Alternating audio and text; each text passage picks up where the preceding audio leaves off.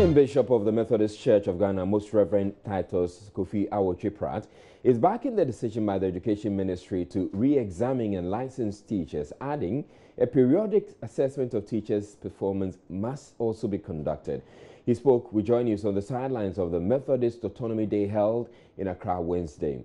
The Ghana Education Service has served notice henceforth all trainees who graduate will take a licensing exams before practicing.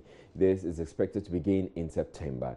My colleague Maxwell Agbagba has been speaking with the Director of Public Relations of the Ghana National Association of Teachers, Peter Korda, who says NAT is not entirely against the policy but wants government to address some issues first before rolling out this policy. The news did not come to NAT as a surprise because this licensing issue is not a new thing. The only thing is that we have some critical issues we want to settle with the teacher's employer. When I talk about the teacher's employer, I'm talking about the GES, Ghana Education Service. You know, it's good because if you get the teacher licensed, it makes him a professional that can be compared to other professions. You know, when you go to the medical field, they also are licensed, nurses are licensed. So it's not a new thing, okay? And it all springs from the Education Act. So to us, we are not surprised at all. But as I said earlier, we have certain issues. The issue of standards. When you look at, you know, some of the teachers are trained from the colleges of education and others from the universities. University of Education, Winneba, and the University of Cape Coast. They all train teachers, okay? But a critical look at the curriculum will tell you that what they are doing at the universities and what they are doing at the colleges of education are not the same. That is a problem, a challenge, okay? So we've been talking about this and we want it to be standardized so that what is done at the university and what is done at the colleges of education will be the same, because at the end of the day, they are all going to the same classroom to teach, be it at the senior high or junior high level, okay? So we have an issue with that. And then we also have issues bordering on remuneration, which have not been resolved, okay?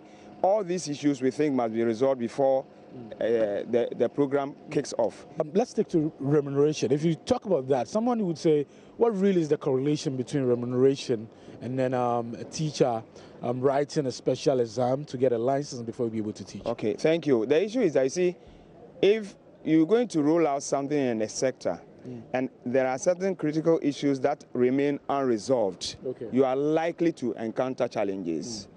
We don't want the whole thing to start and begin to have problems. We want things to be done in such a way that the challenges are tackled, solved, and you roll out the program and everybody goes along with it. But Presiding Bishop of the Methodist Church of Ghana, Most Reverend Titus Kofi Awoche-Pratt, says the Education Ministry must not only re-examine the teachers for license, but also periodically assess them. As it is happening in other professional circles, people are in there merely for what comes to them at the end of the month. But if you look at the volume of work they do and their products, it means we are pouring money down the drain. Well, I read from the newspapers about what the Minister of Education said to NAM, National Accreditation Board. The monies are being paid to people who are not doing anything. I had the opportunity of chairing council meeting, and we challenged an employee who for about 10 years has not worked satisfactorily and yet had been kept in his office all these years. And I questioned him, does he receive his salary every month? The answer was in the affirmative. And producing nothing? You know, so the same thing is happening all over. So if the teachers are going to be re-examined and licensed, it just seems like signing a guarantee. If you perform well, then you teach. But there should also be periodic assessment of the teacher's performance. It used to be the case some time ago. We had school inspectors who went around the schools to inspect the teachers. I remember I was a teacher myself, and they would come to our school and inspect our teaching notes. They would sit in the classroom and observe how you performed, how you taught. They had time with the pupils, ask them questions about their teacher. It isn't happening. So people go in because of the monthly salary, not to work the way they are supposed to be working. I'm in for any measure that will straighten our workforce up from the mind to the heart, to the entire being, to be responsible and merit the monthly salary. Now, barely 24 hours after getting the green light from the Council of State to enable President Akufo-Addo set up a commission of inquiry to look into the creation of new regions, Minister for Regional Reorganization Dan Kweku has advanced arguments that the creation of additional regions will lead to development. The promise to create new regions was made by both the MPP and the NDC prior to the 2016 elections. Concerns have, however, been raised about how this could increase operational costs to government.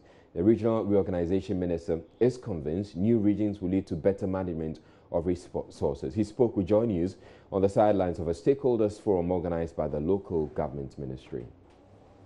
In our manifesto, it is there. So it's not something we can run away from. In our manifesto of the MPP, the fact that we will facilitate the creation of regions is there. Yes, and then manifesto of ours is page 67, and this is page 72 and 73. They also said they will facilitate the creation of 5 regions. So all of us were seized with the fact. And the truth be told, these are demands that people have made over so many decades.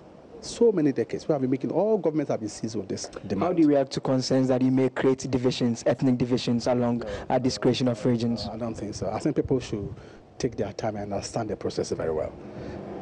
In chapter 2 of our constitution, it talks about territories of Ghana. And it has only 2 articles, Article 4 and 5. Article 5 devotes its time to regional reorganization. Either you are merging 2 regions, you are altering the boundary of regions, or you are creating additional regions, and the processes that you go through.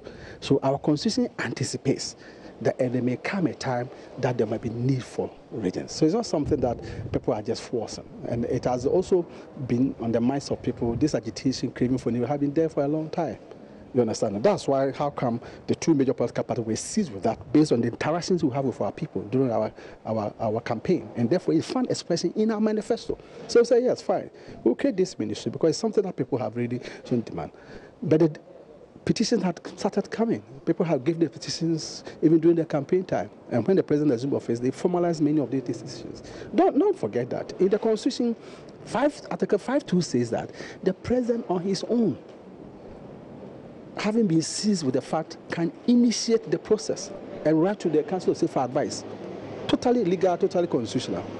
5.3 says that if he also receives petitions, he can also send a petition to the Council of State. So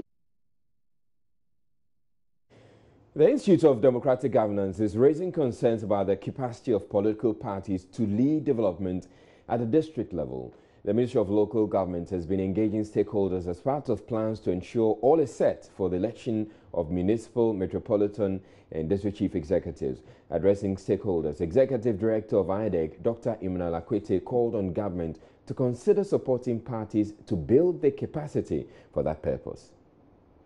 But the important thing is that we are saying that you can't let parties go into the district just like that. First of all, to go into the district, you have to amend the Constitution. And if you're going to amend the Constitution, you have to do other reforms. But given that our parties have been kept out for so long, their capacity issue is serious. They are called, African parties, including ours, are called electoral machines, much more than developmental organizations.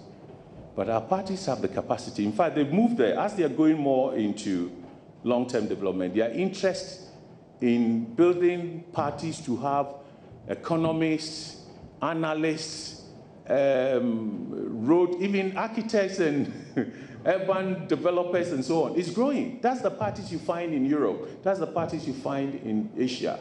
The kind of people in there with expertise coming to work with them. And we think that it is the state's responsibility to assist the parties to build this capacity, the developmental capacity. Now, the minister leading this agenda has reacted. Haji Halima Mahama believes capacity of the parties is not an issue. She insists it will rather make political parties active at all levels. Point is being made that, look, parties do not implement. Once you vote for a government, the government is now for everybody. So it's not the party that implement. The president will then have his policy framework and the bureaucracy will go down with it. And they are saying that how is the relationship at the national level with the party? And that you want to look at it. You should just oppose that with the relationship, what has happened at the local level with relationship at the national level. But for me, I think what is just simply trying to say that if we have elections of MMDAs, that's Metropolitan Municipal District Assemblies, on a partisan basis, it's more likely to get parties being more active at the local level and pushing for a transformation agenda at the local level. That's what I understand from what he's saying. But do you agree that there is a lack of capacity in there? In parties? Yes. In the local government system, in parties, it depends on what activities parties are supposed to do. So if they are not supposed to be in government, once the president is elected, they are not the government. It's the president that is the government. So capacity in terms of resources, in terms of supporting the system, maybe yes, maybe parties could do with more resources to support the system. It depends on what capacity window you are looking at. So you agree with the view that perhaps they may not have that much influence at that level, like what the Minister for Regional Integration, like how he believes? Parties may not have direct influence. So if you elect someone at the level at a district, the party does not even influence that person. That individual goes on. The Minister for Regional Organization, you should talk to him. But what I think he's trying to say is that parties, and what is the relationship parties and government?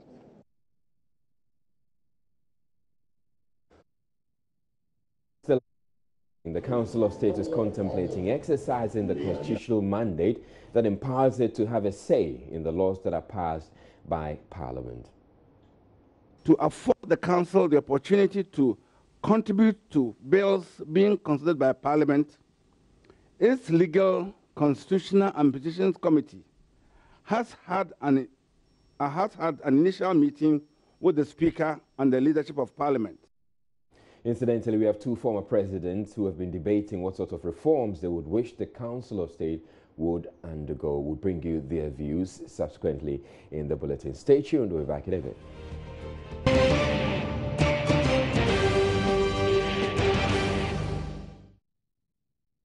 Welcome back to Joy News Prime. The Council of State has begun a process to establish a closer relationship with Parliament so it could contribute to bills being considered by the legislative body.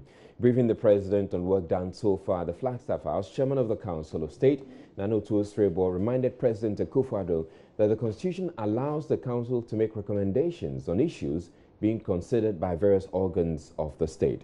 He however conceded a 23-member council has not been able to do that since it was established some 25 years ago. Under Article 21, Clause 3 of the 1992 Constitution, the Council of State, quote, may, upon request or on its own initiative, make recommendations on any matter being considered by Parliament and other organs of state, end of quote. However, since the inception of the Fourth Republic some 25 years ago, there has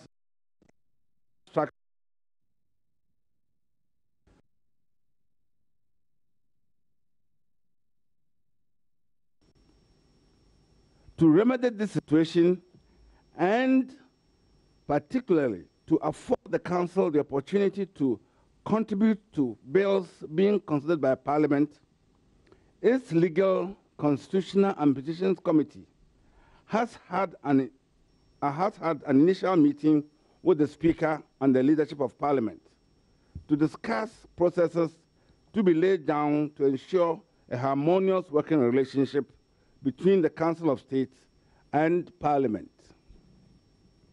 Judging from the desire of the Speaker and the leadership to establish such linkage, we confidently look forward to these two important state institutions working closely together.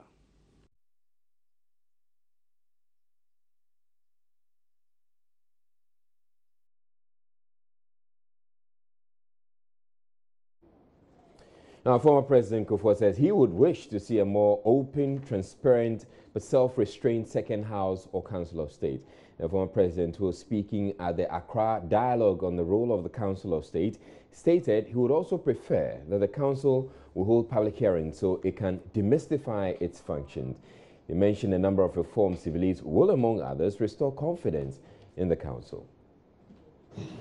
I still stand by my opinion of my office when I was in office as president, that yes, Council of State critical for a developing country to temper the evolution of democracy as we mature as a democratic nation. So this council or second house would infuse some restraint through our development of democratic governance. I've talked of the Constitution being fashioned, of fashioning the composition of such a body so it wouldn't be lopsided or be reflective of class or anything of the sort. It should be just a selection across the board of achievers within society, people of experience, generally acknowledged, identifiable institutions that contribute to the economic and social development.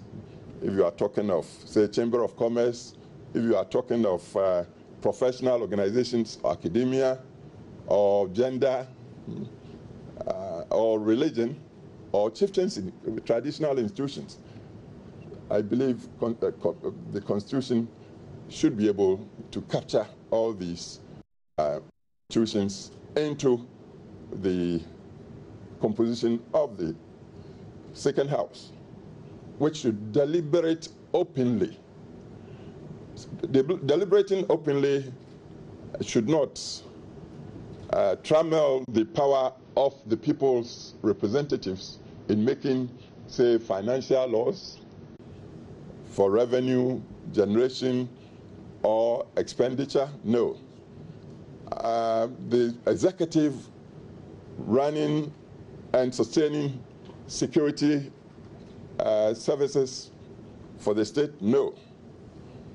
But generally, opinions from them about how things could have been handled more reflectively, so governance would be more efficient. I believe is so important.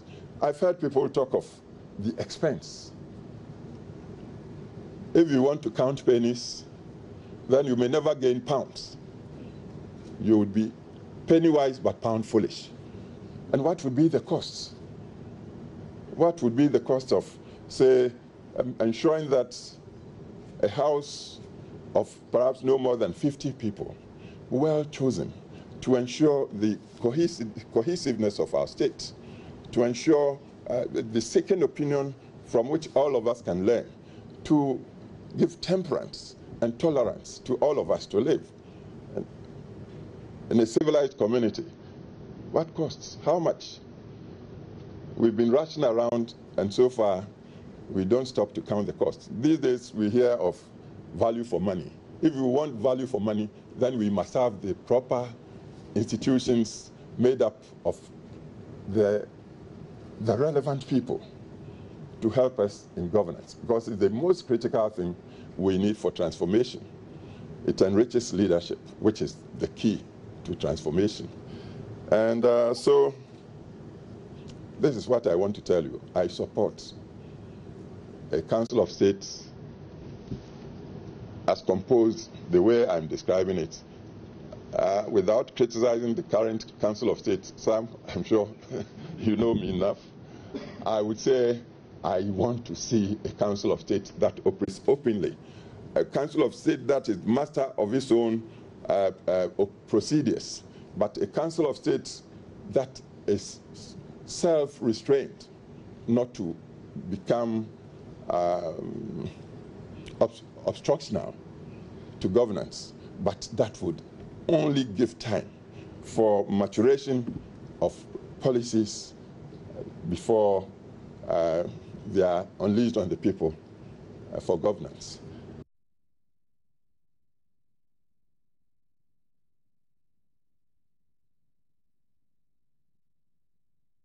Well, former President Jerry John Rawlings, who was also at the event, is questioning the constitutional provision that set up the Council of State. He cited the positions of former Chief Justice and the Inspector General of Police, among others, as problematic, explaining a vacuum is created when there is none to fill that slot. Now, though former President Rawlings supports calls for the Council of State to be more public, he doesn't quite believe in giving it more powers. We would be bringing you former President Rawlings' soundbite along later. But we're taking a break here on Joy News Prime. We're bringing you business news, and then there's more news. Please stay tuned. Hello, welcome to Business on Joy News Prime. Now, some 39 firms in Greater Accra are facing prosecution for failing to issue VAT invoices as required by law. The Special Revenue Mobilization Task Force of the Ghana Revenue Authority revealed this to Joy Business during an inspection exercise Wednesday. Here's Charles Aite's report. It's been a busy day for the Ghana Revenue Authority as the Revenue Mobilization Task Force embarked on an inspection program to clamp down on several businesses, 39 of them actually, who have reneged in the issuance of VAT invoices to their customers. Joy Business followed this very inspection team across several businesses. 2 of them actually this very morning were not able to cover the rest, as authorities did say that it's going to be a very tedious task for us to do that. We were therefore called off and expected to get a full list of all defaulting companies by the end of this week. But the main purpose for this very program is to ensure that tax evasion in the country is brought to a close, as the Ghana Revenue Authority is saying that it is resolved to reduce the amount of tax evasion in the system. The Special Revenue Mobilization Task Force of the GRA is embarking on an exercise to climb down on some 39 companies in the capital who have defaulted in the issuance of VAT invoices to customers. Coordinator of the task force, Henry Sam, says this forms part of efforts to improve tax compliance to ensure revenue mobilization targets are met. Yes, the exercise is intended to ensure that the Ghana Revenue Authority clamp down on businesses that fail to issue the VAT invoice or issue their own invoice or do what we call selective issuance of VAT invoice. The Bureau of National Investigations assisted the Ghana Revenue Authority and carried out due diligence through test pitches and examined that the number of taxpayers visited, totaling 42, only 3 issued the VAT invoice. 39 of them were found to be issuing their own invoice or no invoice at all, or what we call selective issuance of VAT invoice. This is contrary to Section 41 of the VAT Act 2013, Act 870. What we want to do is to see how these offenses impact on tax revenue. We are taking records of these businesses and subject them to tax audit.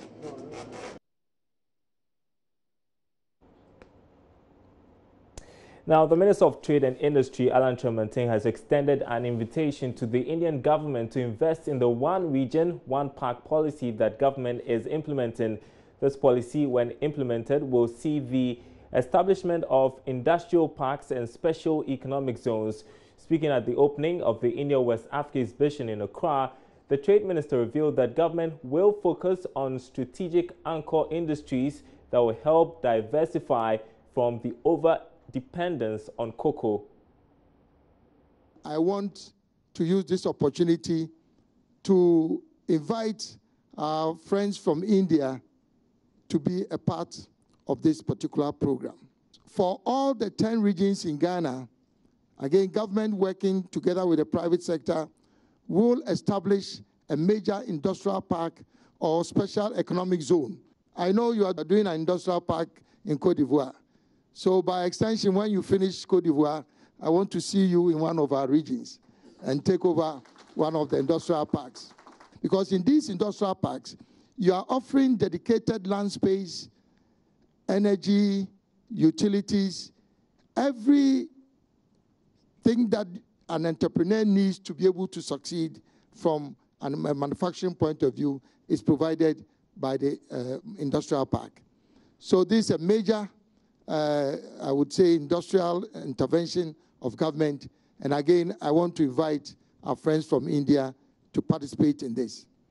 The investment can be in the construction and the development of the industrial park itself.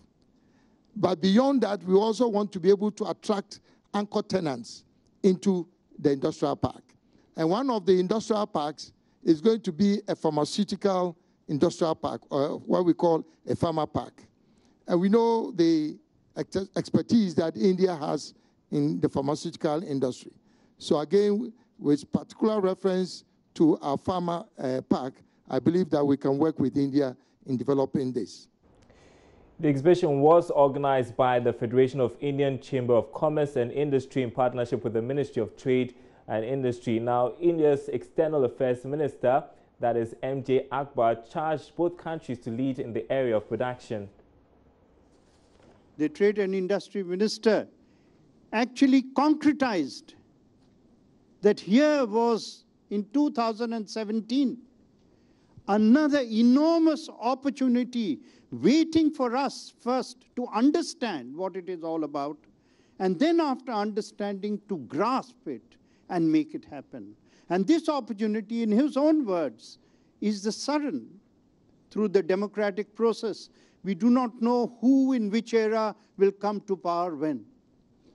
But it is one of the great fortuitous happenings, occurrences, that both our countries now have leaders who have not only a very strong conviction that there is time for a new vision, but also that this vision is not open-ended in terms of time.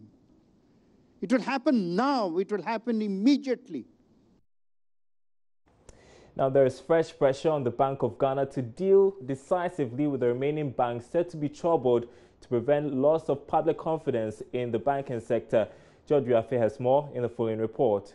Joy Business understands the pressure is coming from the country's donors and even players in the banking sector. This has been influenced by fears that if the current situation is not well handled, this could affect confidence in the entire sector in terms of deposit attraction. Some of the country's donor partners have also told Joy Business that they are worried about the current development because of its impact on the entire economy if it's not handled well. They want the Bank of Ghana to enforce its laws to deal with these banks, or if possible, put some restrictions on their operations. Sources say 2 more banks could go down again if the Bank of Ghana should enforce its laws. Others say the regulator could use the planned review in the amount every bank should hold before it can operate in the country to deal with this issue. According to the governor of the Bank of Ghana, Dr. Ernest Addison, the announcement of the capital review will be made in the first week of next month. Commercial banks currently require 120 million Ghana cedis to operate in the country. Meanwhile, a report on the half-year performance of banks shows some banks really have challenges with their finances. But what is causing this challenge? We have this analysis for you in the next report you're about to see. The half-year results released by some 23 banks out of the 34 commercial banks, as seen by Joy Business, has raised a lot of questions about the financial strength of most banks in the country. This is because some of the major indicators that one wants to look at in carrying out an assessment of the bank's health, that is, the capital adequacy ratio and loans that the banks fear might go bad, or call it the non-performing loans, shows that things are not that good. This is because even some of the very big banks in the country, or call them the Big Eight, are under threat. Some of the banks' per calculations are even far below the industry benchmark of 10% when it comes to testing for their financial strength.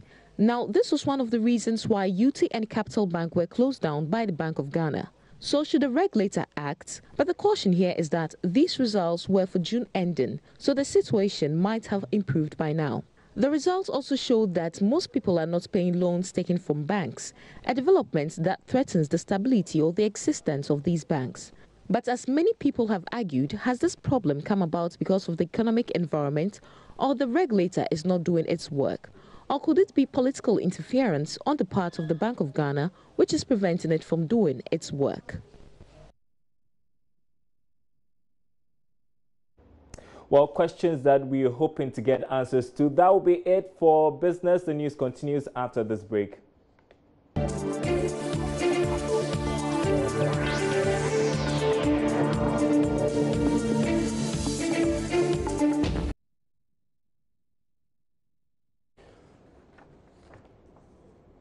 Welcome back to Joy News Prime. Now, let's go back to our earlier story, which has to do with the Council of State and it getting more powers. Former President Kufuor, he says he would wish to see a more open, transparent, but self-restrained second house or Council of State.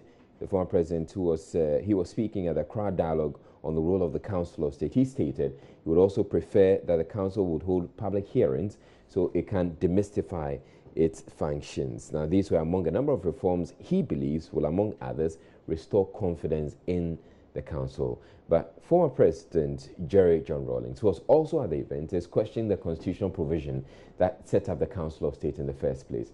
He cited the positions of former Chief Justice and Inspector General of Police, among others, as problematic, explaining a vacuum is created when there is none to fill that slot. Though former President Rawlings supports calls for the council to be more public, he doesn't quite believe in giving it more powers. There is a potential conflict between the role of the cabinet and that of the Council of State. However, if we stay true to their roles as expressed in the Constitution, there would be no actual conflict. In practical terms, the role of the Council of State is to counsel the President, to provide in-depth, wise, seasoned, reflective, and sober advice to the President on very critical matters of national importance, of who should hold sensitive national positions, such as the Chief Justice and Chair of the Electoral Commission, who may be granted a pardon or a reprieve for a crime. The Cabinet, on the other hand, is to assist the President in the more technical business of determining the general policy of the nation. Should we have deeper decentralization? Should we have a national health insurance scheme? The two bodies, ladies and gentlemen, have very different functions, clearly set out in the Constitution. To conclude, ladies and gentlemen, in my opinion, a well-chosen Council of State is an asset to a government, but only if its members show nationalism, initiative, and boldness. If they tend to be passive, meeting the prescribed 4 times a year and doing only what they are asked to do, then the council is a very expensive body. During my tenure as president, I consulted the council quite regularly because they represented a wide array of opinions from across the country, and their expertise spanned both the civilian and security domains. It is important for every president to ensure that the members of the council represent a good blend of wise and mature personalities. It is no good to appoint people because they have avowed allegiances to your political party. They must be persons who, while sharing your ideals, have built a reputation for expressing clear and unbiased thoughts and arguments. During my time as head of state, I requested that the Council of State make public all the interactions, especially those with me. This was aimed at demystifying, as I said, the Council and allowing the good people of Ghana to understand and appreciate their role. The relevance of the Council of State cannot be overstated. The members of the Council of State must speak from a point of strength and expertise. They must not wait to be fed with information from reporters, the media, and other sources. They must become the eyes and the ears of the President and the nation by engaging with the ministries, the military and judiciary, etc., all arms of government and the private sector. By engaging with government and non-governmental institutions, the Council will have greater understanding and appreciation of issues in order to offer relevant assessment and recommendations to the President. Proactivity will be the Council's best way of contribution to the governance process. In totality, however, the Council has been relevant and will be relevant going forward. I do not think they should be given additional powers, as they are primarily an advisory body. We have a cabinet and parliament to play those other roles some experts are calling for the Council to play. And another group with such powers will create a political clutter instead. Mr. Chairman, distinguished guests, ladies and gentlemen, thank you for this opportunity. Ladies and gentlemen. Now, Menzgold, the company the Bank of Ghana warned the public about sending their deposits to, has been disowned by a Switzerland-based firm it claimed it was affiliated with. Menzgold has stated on its website that it is an affiliate of Swiss Gold Global and shares in its objective of turning the fortunes of groups and individuals around by ensuring absolute financial freedom for people. And that's a quote directly from their website initially. With all the controversy surrounding the company and the operations, Joint News' Manasseh Azuri reached out to Swiss Gold Global in an email and was told there was no such affiliation. Manasseh forwarded that email to me, and here it is for your information. In the email, first I'll tell you, in the email Manasseh sent to Swiss Global, he stated, "I am by this letter requesting from you, Swiss Gold Global, to confirm or deny the fact that this Ghanaian company is indeed affiliated with you." But they replied saying, "Please note that Swiss Gold Global and associated companies have no association with Men's Bank regarding any of their investments. Some years back, we have had some Skype calls with one of the founders where they were interested in our Swiss Gold Global affiliate program. Men's Bank, as such, has never purchased any precious metal from Swiss Gold Global, nor has Swiss Gold Global ever been engaged in any logistics for the voting of precious metal on their behalf." And then there's another line in the email which says, "We have zero association with any of the investment opportunities and we do not authorize them to use our name." Now, Manasseh subsequently engaged an official of Menzgold with information who admitted they no longer have any association with the Swiss company. He had stated, according to Manasseh, that the information about the affiliation with Swiss Gold Global was to enhance their fortunes as a fledgling company in Ghana, adding the IT team would effect the changes. There has indeed been some changes, so that if you go to the Menzgold website right now, they have put up that fresh information where they have actually indicated a disclaimer that they used to be affiliated with the company, but that they are no longer affiliated with Swiss Gold Global.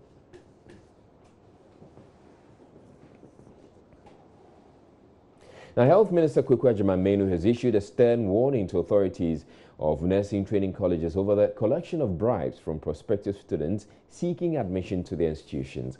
According to the minister, an investigative team has been set up to verify bribery claims made against heads of some of the institutions following the introduction of a quota system which will make admissions more competitive.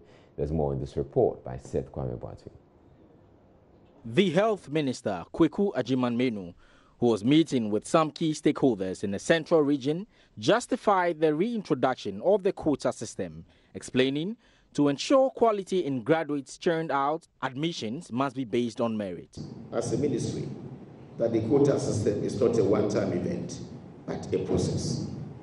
As we move forward as a nation, based on a yearly analysis or assessments and planning, some years may see increases in quota in certain professional course areas, while others may decline, all in an attempt to ensure that as a nation, we have the requisite skill mix in right numbers of all health professionals in all our hospitals. As we speak, interviews are ongoing to admit students into the various health training institutions. Afterwards, reports will be submitted to the Ministry for study, where it is found out that some institutions still have room to take in few more that could be considered. He added a system is already in place to monitor and sanction persons who try to abuse the system. Sanctions, according to him, could include outright dismissal. Let me at this stage sign a note of caution that the Ministry of Health will not entertain the situation where some students are enrolled based on payment of bribes. We have set up investigations machinery trying to uncover any such incidents. Anybody caught in this act will be dealt with ruthlessly. Any student caught to have admission upon paying any money will be sacked, and officers who might have facilitated the practice will also be sanctioned appropriately. That the ministry and its collaborators are putting in these measures in order not to compromise on quality for the health and safety of our citizens. The health minister is in the Central Region, touring agencies under his ministry. The chairman of Parliament's Public Accounts Committee on Wednesday questioned why a man who allegedly stole money from the Nurses and Midwifery Council is yet to be prosecuted, even though he is said to have admitted to the theft. The officer, Gilbert Kwesi Mensah Addising, a staff of the Controller and Accountant General's Department who was seconded to the council, allegedly embezzled some 115,000 cedis belonging to the Nurses and Midwifery Council. The PAC chairman, who read out the findings contained in the Auditor General's report, said the officer explained he used the money to, among other things, build a garage, a living room, storeroom, and bought some personal items. Storeroom, bought personal effects, and constructed a fence wall around his house situated in Daboase. Why is he still walking freely? And for me, the internal auditor who detected this, is he here with you? Yes, Honorable, my head of internal audit is here. Why did it take him so long to discover this? So where is the man? He was arrested and bailed, right? Yes, Honorable. So where is he now? He has been dismissed from the service and the police is now processing him for court. So if the police want him today, they can get him. Where can they find him? Yes, Honorable. He is at Daboase in the Western Region. The police knows his house and they know everything about him. Now, Registrar of the Council, Felix Nyante, told PAC the Controller and Accountant General official is no longer with the Nurses and Midwifery Council, but that the docket of the case is currently with the Attorney General's Department. The internal audit unit of the Council was mandated to do its usual routine audit, and it came out that this amount of over 115,000 Ghana cedis was not lodged by our accountant in Western Region. This came in a report to management, and management didn't sit on this report. We called the auditor in question the accountant in question to interrogate him, and he was not cooperating with us. So we had to report him to the Ghana Police Service. The police service arrested him and they did their own investigation. Initially, the amount was even 48,000, but after police investigation, it came to 115,000. The police has prepared the docket, and as of now, it is with the Attorney General's Department for prosecution. The other side of the coin is we also concurrently reported it to the Accountant General's Department, whose staff he was.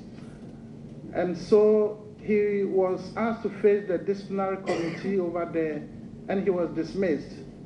Honorable Chair, we have documents in our report to indicate that, and we have the latest police report on the issue that the case is with the Attorney General's Department. A former district chief executive for Tyne the Brong-Ahafo region, Emmanuel Simon Kwejo-Owusu, has criticized his successors for failing to complete a district office complex started during his tenure. He described as an indication of lack of vision and commitment on the part of previous DCs not to complete the project. You were speaking with Joy News' Nestor Kafui Ajoma Abedu.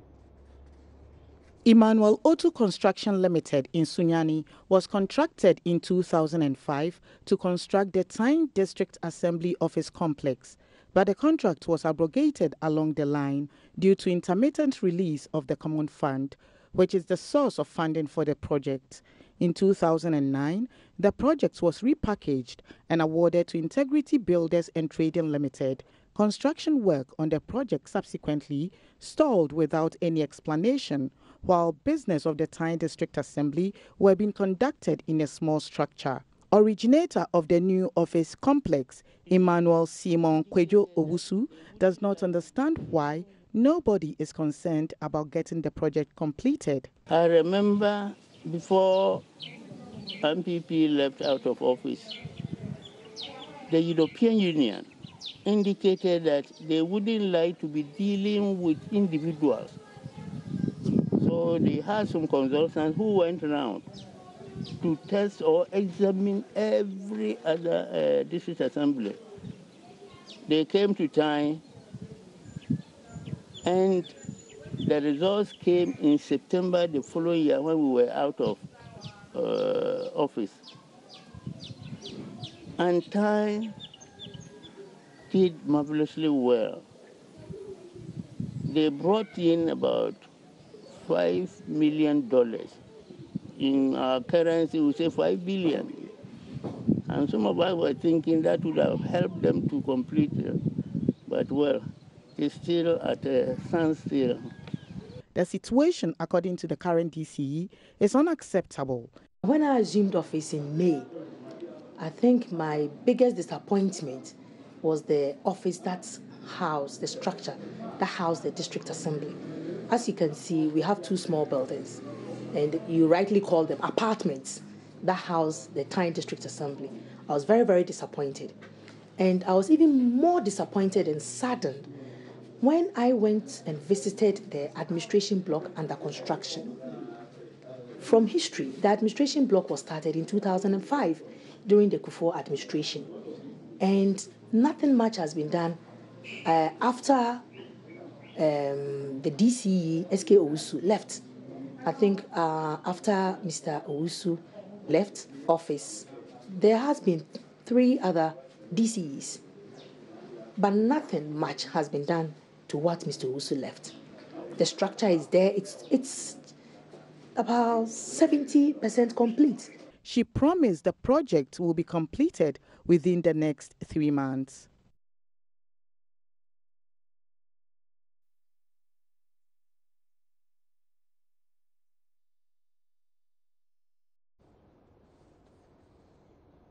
Now, the controversy over government's decision to extend the school hours to 4 p.m. is refusing to go away, as some teachers wade into the matter.